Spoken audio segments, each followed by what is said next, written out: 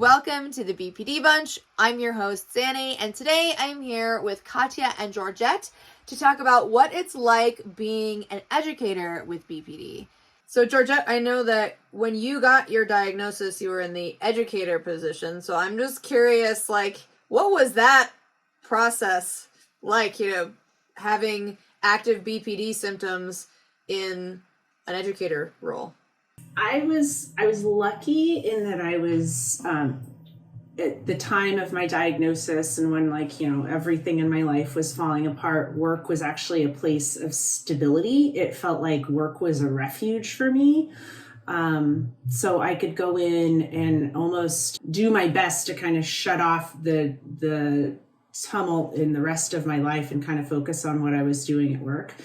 But it really changed the way I sometimes related to some of my classes.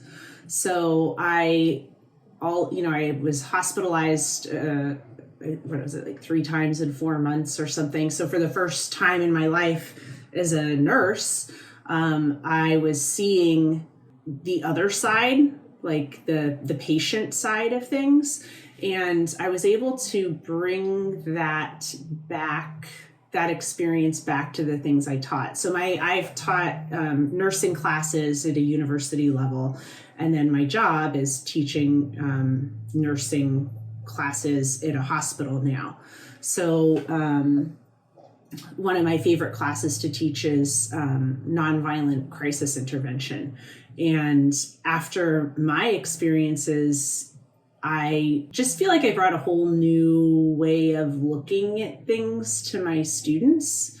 I feel like I was able, because I knew what it was like to be on the other side from where they were standing, I felt like I could really help them understand, hey, this is where your patient might be coming from. So I felt like it as hard as it was to bring myself to go to work and kind of dry my tears as I'm about to teach something, if I was having a bad day at work, I'd be crying, and then I'd be you've got to get it together. You're supposed to be teaching something. But I feel like it was ultimately a good experience because I learned very quickly how to do some emotional regulation, like distress tolerance, keep myself, get myself together to teach. But it also just gave me a whole new perspective on some of the things that I taught at work.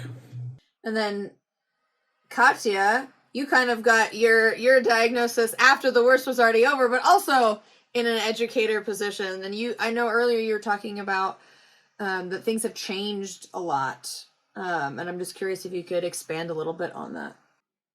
Yeah, sure. So I also got my BPD diagnosis when I was employed in education, and I was working in mainstream education at the time. So that's what people generally think of when we talk about education. So a really big secondary school, which is like high school in the US. And I actually think I probably had a bit of an easier time because I don't really present as somebody that's got the kind of difficulties that you would associate with both of my personality disorders.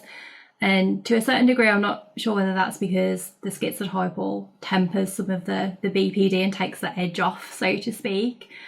But I generally found that actually people were supportive, but it was difficult in that environment to sustain that support, if that makes sense. So I no longer work in mainstream education. It just didn't really work for me. I mean, if you think about high school in the UK, just looking at me shows that I didn't really have much of a chance of fitting in from the start. But I then left and went to go and work in prison education. And that was such an eye-opener for me because they had specialist personality disorder provision in that prison. So an awful lot of my students that I was working with, they had personality disorders, mostly antisocial, but quite a lot of borderline as well. And that was really useful to understand how somebody's difficulties affected the way that they learned. And what I took from that was that actually it was a really valuable experience, but what I wanted to do was work with young people so that hopefully they didn't go down that trajectory and end up in prison. So I then went to alternative provision, which is education for students that mainstream education isn't suited to, so special educational needs, behavioural problems, that kind of thing. And I'm now in a specialist school for social, emotional and mental health difficulties. And that's been really useful to take all of that experience and bring it to that particular setting, because I feel like I relate quite a lot to the children that are in that setting because of my difficulties. So it's kind of come full circle really, but I feel like actually having personality disorders arguably has been a bit of an asset for me. Like, yes, it's difficult on an interpersonal level at times, but in terms of what that teaches me about what young people in particular situations need, it's been so helpful. I love that. That's great. And thank you everyone so much for watching. We hope you got a nugget of wisdom to take with you on your journey, and we will see you next time.